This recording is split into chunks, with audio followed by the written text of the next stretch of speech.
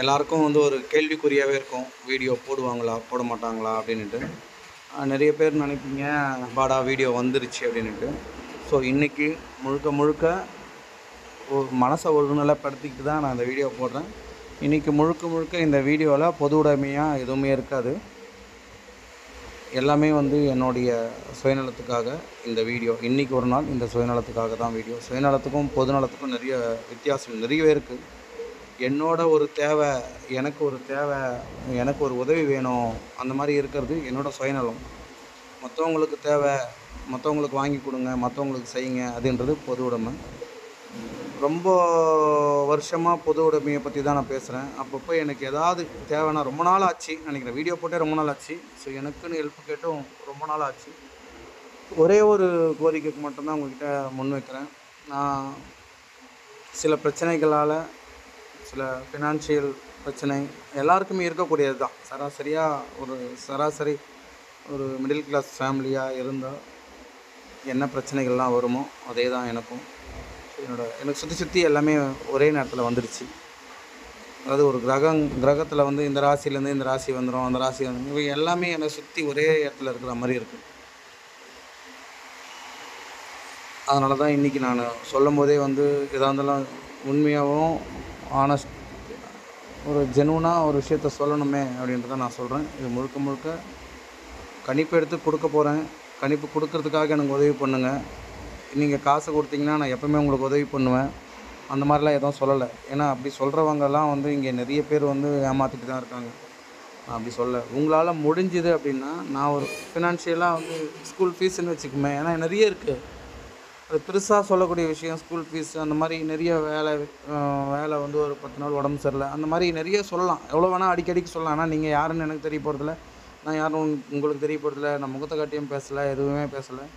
ஜென்ரலாக எனக்கு பட்டதை நான் பேசுகிறேன். அப்படின்னு எவ்வளோ விஷயத்த வேணால் சொல்லலாம். நான் பொதுவாக ஒரே ஒரு விஷயம் சொல்கிறேன். ஓப்பனிங்லேயே சொல்லிட்டேன், இது வந்து பொதுநலமாக நான் பேசலை. ஏன்னா எனக்கு ஒரு நேரத்தில் குத்தம். யோசித்து பார்த்து வீடியோ மேக் பண்ணாமலே விட்டுடுவேன். கேட்கணுன்ட்டு தொண்டை குழைய வரைக்கும் வரும், தொண்டையிலேருந்து வாய் வழியாக வார்த்தையில் வராது. நம்மளை என்ன நினைப்பாங்களோ, இவங்க நம்மளை பற்றி என்ன டிசைட் பண்ணி வச்சுருக்காங்களோ, என்ன மெயின் செட்டில் எடுத்துப்பாங்களோ அப்படின்ற மாதிரி தான் நான் வந்து மெயின் செட் பண்ணிப்பேன். அப்படி இருக்கும்போதும் ஒரு கட்டத்தில் அதை தாண்டி என்ன நடந்தாலும் பரவாயில்ல, என்ன நினச்சிக்கிட்டாலும் பரவாயில்லன்ற ஒரு சுச்சுவேஷன் வரும்ல, அந்த சுச்சுவேஷன் தான் இன்றைக்கி எனக்கு. அதனால் எனக்கு ஒரு உதவி, உங்களால் என்ன முடியுமோ. ஏன்னா இப்போது ஜிபேவோ இல்லை கூகுள் பேல பண்ணால் 20 டிரான்சாக்ஷன் மேலே பண்ண முடியாது. இதுக்கு இடையில காலையில் டீ சாப்பிட்றதுக்கு ஒரு 10 ரூபா நான் ஜிபே பண்ணியிருக்கலாம், பண்ணேன். ட்ரெயினுக்கு டிக்கெட் எடுக்கிறதுக்கு, ரிட்டன் டிக்கெட் எடுக்கிறதுக்கு ஒரு 20 ரூபா பே பண்ணேன். அந்த மாதிரி பார்த்திங்கன்னா எப்படி பார்த்தாலும் இப்போதைக்கு டிரான்சாக்ஷன் ஒரு 15 டிரான்சாக்ஷன் ஜிபேலையும் ஃபோன்பேலையும் வந்து ஒரு நாளைக்கு ஒரு டிரான்சாக்ஷன் தான் பண்ணணுன்ட்டு. அப்போது இந்த ஒரு 12 டிரான்சாக்ஷன் தான் வச்சுக்கிங்களேன். காலையில் டிஃபன் சாப்பிட்றதுக்கு ஒரு இடத்துல ஜிபே பண்ணேன். இப்போ காசே கையில் இருக்க மாட்டேங்குது யார்கிட்டையும். ஜென்ரலாகவே மொத்தமாக யார்கிட்டையும் கையில் காசாக ஒரு இடத்துல கொடுத்து இந்த பண்டமாற்று முறையெல்லாம் போக, காசை கொடுத்து பொருள் வாங்குறதெல்லாம் போக, இப்போது டிஜிட்டல் எல்லாமே. ஒரு கடைக்கு போய் 10 ரூபா டீ சாப்பிட்டாலும் நம்ம கையில் அந்த 10 ரூபா எடுத்து கொடுக்கணும்னு தோணலை. நம்ம கையில் 10 ரூபா இல்லை, எல்லாமே அக்கௌண்ட் வைஸாகவே போயிடுச்சு. ஒரு 10 ரூபான்னா கூட, இது இயல்பாக நான் சொல்கிறேன் எல்லாருக்கும், 10 ரூபான்னா கூட நம்ம ஜிபே தான் பண்ணுறோம். பைக் டோக்கன் போட்டேன் ரயில்வே ஸ்டேஷனில், 15 ரூபா ஜிபே பண்ணேன், 2வது டிரான்சாக்ஷன் முடிஞ்சது. 3வது டிஃபன் சாப்பிட்டேன், 35 ரூபா ஆச்சு, அதுவும் வந்து டிரான்சாக்ஷன் போயிடுச்சு. ஸோ அந்த மாதிரி நீங்கள் யாராவது உதவி பண்ணணும்னு நினச்சிங்கன்னா, அந்த டிரான்சாக்ஷன் பண்ணும்போது தயவு செஞ்சு அந்த 50 ரூபா உங்களால் முடிஞ்சதுன்னா எனக்கு உதவி பண்ணி கொடுங்க. நான் என்ன சொல்ல வரேன்றது உங்களுக்கு புரியும். ஸோ நான் வந்து எதையுமே வந்து இங்கே அடமானம் வைக்கலை. என் கணிப்பையும் சரி, எனக்குள்ளே இருக்கக்கூடிய அந்த ஏதோ நீங்கள் சொல்லக்கூடிய டேலண்ட்டோ எதையும் நான் இங்கே அடமானம் வைக்கலை. அடமானம் வைக்கிறதுக்கு என்கிட்ட எதையுமே கிடையாது. ஆனால் ஒரே ஒரு விஷயம், நம்பிக்கைன்ற ஒரு விஷயம் இருக்குது. நம்ம கரெக்டாக ஆகிட்டோம், கரெக்டாக கணிப்பு கொடுப்போம் அப்படின்றதெல்லாம். அதனால் யார்கிட்டையும் எதையும் சேல்ஸும் பண்ணல, எதையும் அடமானமும் வைக்கலை. ஏன்னா என்கிட்ட எதுவும் கிடையாது. என்கிட்ட இருக்கிறதெல்லாம் உங்களோட அந்த சப்ஸ்கிரிப்ஷன், நீங்கள் இத்தனை பேர் சப்ஸ்கிரைபர் இருக்கீங்கன்ற ஒரு நம்பிக்கை மட்டும்தான். உங்களால் முடிஞ்சதுன்னா உதவி பண்ணுங்கள். நான் யாரையும் வற்புறுத்தலை, கட்டாயப்படுத்தலை. நீங்கள் கொடுத்தா தான் நான் வீடியோ போடுவேன்ற ஒரு தாட்டையும் நான் முன்னே வைக்கலை. நீங்கள் கொடுத்தாலும், நீங்கள் எனக்கு கொடுத்தாலும் கொடுக்காட்டியும் எனக்கு நார்மலாகிடுச்சுன்னா நான் வீடியோ போட தான் போகிறேன்.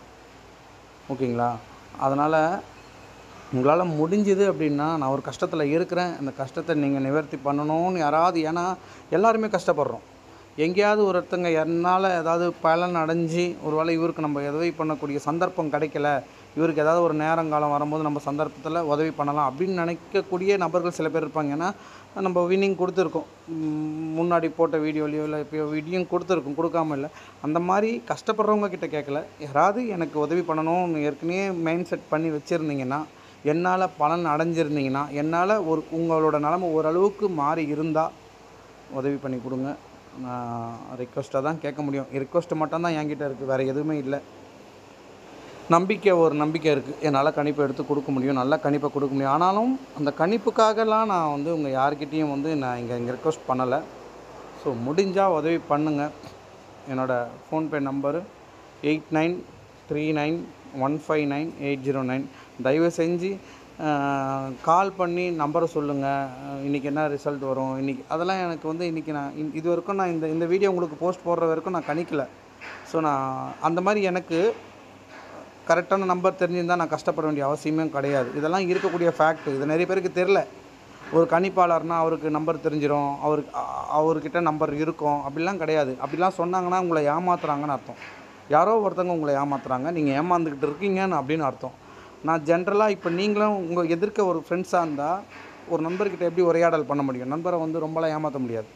நார்மலாக நண்பன்னாலே ஏமாற்ற முடியாது, ரொம்பலாம் ஏமாற்றவே முடியாது. ஏதோ நண்பர்கிட்ட ஏதோ ஒரு பொய் சொல்லிட்டு ஏதோ இந்த இடத்துக்கு போகிறேன் அந்த இடத்துக்கு போகிறேன்னு பொய் சொல்லிட்டு போகலாமே, இல்லை பொய் சொல்லிட்டு வேறு நண்பர் கூட போகலாமே தவிர, மற்றபடி உங்களை பற்றி உங்கள் நண்பருக்கு தெரியும், நண்பரை பற்றி உங்களுக்கு தெரியும். அதனால் நண்பர்கிட்டலாம் ரொம்ப ஏமாற்ற முடியாது. அந்த மாதிரி உங்களை நான் என்னோடய நண்பராக நினச்சிக்கிட்டு நான் சொல்கிறேன். என்னால் கணிப்பு எடுத்து கொடுக்க முடியும், வின்னிங் நம்பர் தர முடியும் அப்படி இப்படின்னு சொல்லிட்டு யாரையும் நான் ஏமாற்றுறதுக்கு ஆயத்தமாக இல்லை. ஏன்னா அப்படி பண்ணோன்னு வச்சுக்கோங்களேன், நம்ம இன்றைக்கி விட்டுடுங்க. இன்றைக்கி வீடியோவில் நான் எனக்கு சுயநலம்னு சொல்லிட்டு ஆரம்பியே சொல்லிட்டேன். பொதுநலமாக எவ்வளோ விஷயம் போட்டிருக்கோம், எவ்வளோ பேருக்கு உதவி பண்ணியிருக்கோம், எவ்வளோ பேருக்கு சாப்பாடு வாங்கி கொடுத்துருக்கோம், எவ்வளோ பேர் வாங்கி கொடுத்துட்டுலாம் எனக்கு ஃபோட்டோ போட்டிருக்காங்க. ஆசிரமத்துக்கு ஒரு சிப்பம் அரிசி கொடுத்தோம், 2 சிப்பம் அரிசி கொடுத்தோம். நாங்கள் எவ்வளோ பேருக்கு 50 பேருக்கு சாப்பாடு போட்டோம். கோயில் திருவிழா, அதுக்கு என்னோட முழு பங்கு, என்னால் ஒரு பாதி பங்கு நான் கொடுத்தேன். அது இதுன்னு எவ்வளோ பகுதியில் இருந்தோ, எவ்வளோ ஏரியாவில் இருந்தோ எனக்கு மெசேஜ் போட்டிருக்காங்க, என்கிட்ட கால் பண்ணி பேசியிருக்காங்க. இந்த ட்ரஸ்ட்டுக்கு இவ்வளோ காசு கொடுத்துருக்கேன், அவ்வளோ கொடுத்துருக்கேன், இதெல்லாம் நிறைய விஷயங்கள் சொல்லியிருக்காங்க. இதெல்லாமே நம்ம பொது உடைமையாக பண்ணது. ஸோ நம்ம பொது உடைமையாக நிறைய விஷயங்களை பண்ணும்போதே எனக்கு எவ்வளோ கஷ்டம் வருது அப்படின்னா, நம்ம மற்றவங்கள ஏமாற்றணுன்னா இன்னும் எவ்வளோ கஷ்டம், என்னை தாண்டி என் பசங்களுக்கும் தாண்டி அவங்க ஃபேமிலி தாண்டிலாம் நிறைய கஷ்டங்கள் வரும். ஸோ நான் இதிலேருந்து என்ன சொல்ல வரேன் சுற்றி வளைச்சின்னா, நல்லது நம்ம செய்யும்போதே நம்மளுக்கு இவ்வளோ பிரச்சனைகள் வருதுன்னா, நம்ம ஒருத்தனுக்கு இவன் நல்லா இருக்கக்கூடாது, இவனுக்கு நம்ம கெடுதி பண்ணிடலாம், இவன் நம்பர் தானே கேட்குறான், நம்மளை டார்ச்சர் பண்ணுறான், ஏதோ ஒரு நம்பரை கொடுத்துலாம், இது கண்டிப்பாக வரும் அப்படின்னு சொல்லிட்டு சொல்லிடலாம் அப்படின்ற மாதிரி நம்ம முன்னந்தவங்களை ஏமாற்றணும் அப்படின்னா இன்னும் நம்மளுக்கு பெருசாக வரும். நம்ம எல்லாத்தையும் மூட்டை கட்டி முதல்ல சுமந்துக்கிட்டே போகணும். அதெல்லாம் ஒரு கர்மா. நம்ம ஒருத்தனை ஏமாத்துறோம்னா நம்ம ஒரு மூட்டையை சுமக்கிறோம். அந்த மூட்டையோட பலன் நம்மளுக்கே கிடைச்சா கூட சந்தோஷம். ஏன்னா நம்ம ஏமாற்றணும், நம்மளுக்கு கிடைக்குது அப்படின்னா நம்ம அதை தாங்கிக்கலாம். நம்மளை தாண்டி நம்ம பசங்களுக்கெல்லாம் கிடைக்கும்போது பார்த்திங்கன்னா அது மிகப்பெரிய வருத்தத்தை குறிக்கும், பாதிப்பு. நான் சேர்த்த பாவம் எனக்கு வந்ததுன்னா அது பரவாயில்ல, நான் பாவம் செஞ்சேன், அதுக்கான பரிகாரமாக இருக்கட்டும்னு நான் தண்டனை அனுபவிச்சிக்கலாம். நான் பாவம் செஞ்ச பாவத்தெல்லாம் என் பசங்க அனுபவிக்கணும்னு எதுக்கு அவசியம்? அதனால் நம்ம எல்லாருக்கிட்டையும் நண்பர்களாக போயிடலாம், யாரையும் ஏமாற்றக்கூடாது. நான் உண்மையாக சொல்கிறேன், உங்களுக்கும் சொல்கிறேன்.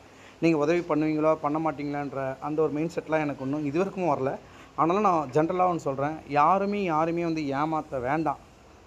ஏமாற்றணும் அப்படின்னு நினைக்கும் போது அந்த நேரத்துக்கு நம்மளுக்கு சந்தோஷத்தை கொடுக்கும் அந்த விஷயம். அதுக்கப்புறம் நம்மளை தாண்டி நம்மளோட ஜென்ரேஷனுக்கு எப்படி இருந்தாலும் நம்மளுக்கு வந்துடும். நம்ம ஒருத்தரை ஏமாத்துறோன்னா ஒரு பாவம் மூட்டையை நம்ம சுமக்கிறோன்னு அர்த்தம். அந்த மாதிரி 5 பேரை ஏமாத்துறோன்னா அவ்வளோ வெயிட்டு நம்ம சுமக்கிறோன்னு அர்த்தம். ஸோ அது நம்மளுக்கே அழுந்துட்டா பரவாயில்ல, நம்மளை தாண்டி நம்ம பசங்களுக்கெல்லாம் போய் அந்த கஷ்டங்களோ அந்த நம்ம சம்பாதிச்ச பாவங்களோ நம்ம அம்மா அப்பா இப்போ நம்ம கஷ்டப்படுறோன்னா ஏதோ ஒரு விஷயத்தில் நம்ம அம்மா அப்பா ஏதோ ஒரு பாவத்தை பண்ணியிருக்காங்க அப்படின்லாம் கிடையாது. ஸோ இயல்பாக நம்ம ப்ராக்டிக்கலாக இப்போ இருக்கக்கூடிய ஜென்ரேஷனில் யோசிக்கணும். நம்ம தப்பு பண்ணால் அந்த தப்புக்கான தண்டனை கண்டிப்பாக கிடைக்கும். நம்ம ஒரு பாவச் செயலை பண்ணால் அந்த பாவச் செயலுக்கான கண்டிப்பாக தண்டனை நம்மளை கிடைக்கும், நம்மளை தாண்டி இருக்கவங்களுக்கும் கிடைக்கும்ன்றத மாதிரி மனசில் வச்சுட்டு நான் செயல்படுறேன்.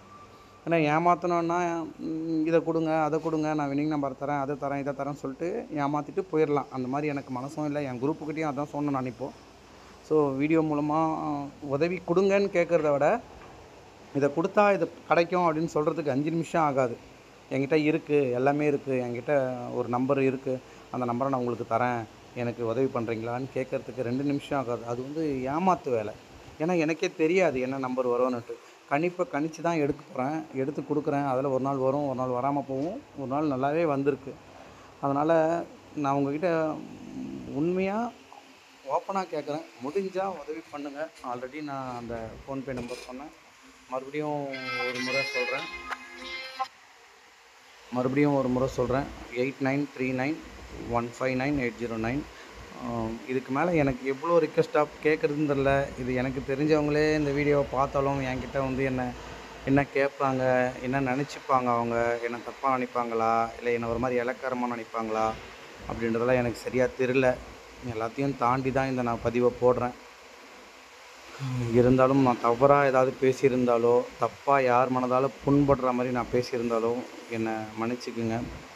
ஸோ யூடியூப் வந்து எல்லாருக்கும் நல்ல ஒரு பிளாட்ஃபார்மை வந்து அமைச்சு கொடுத்துருக்கு, ஓகேங்களா. அந்த பிளாட்ஃபார்மை முறையாக பயன்படுத்திக்கணும்னு நான் நினைக்கிறேன். அதனால தான் வந்து இன்ன வரைக்கும் சில விஷயங்கள்லாம் நான் பண்ணாமல் நியாயமாக என்னென்ன விஷயங்களெல்லாம் பண்ணணுமோ அதை பண்ணிகிட்ருக்கேன். மற்றவங்களுக்கு சேவை பண்ணிகிட்ருக்கேன். என்னால் முடிஞ்சது பொதுநலமாக தான் 90% வீடியோ போடுறேன். எப்போயாவது எனக்கு எதாவது தேவைப்பட்டதுன்னா 10% கூட கம்மி தான் என்னோடய சுயநலத்துக்காக எனக்கு உதவி பண்ணுங்கள், எனக்கு இதை பண்ணுங்கள், இதை பண்ணி கொடுங்கன்னு சொல்லி கேட்குறது. ஸோ அப்படி ஏதாவது நான் உங்களை நான் ஒரு நண்பனாவோ இல்லை ஒரு சகோதரனாவோ ஒரு சகோதரியாவோ எடுத்துக்கிட்டு தான் நான் இந்த வீடியோவை நான் எப்போவுமே பதிவு பண்ணுவேன். ஸோ அப்படி ஏதாவது உங்கள் மனசெல்லாம் கஷ்டப்படுற மாதிரி நான் பேசி இருக்கிற மாதிரி உங்களுக்கு பட்டதுனாலே என்னை மன்னிச்சிக்குங்க.